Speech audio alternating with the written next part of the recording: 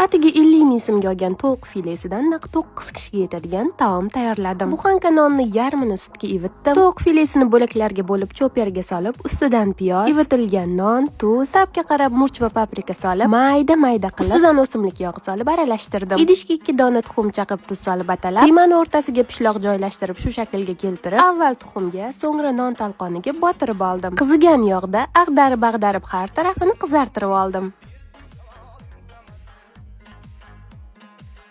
Qarasam kotletimni pishiraman degan listim shu ahvolda ekan. Darrogina bavi parashokdan solib, qaynagan suv quydim. Tirnamasdan, ozor bermasdan, vaqt ketkazmasdan osongina tozalab oldim. Bir pasda yangidek bo'lgan idishimga kotletlarni birin-ketinlikda terib oldim.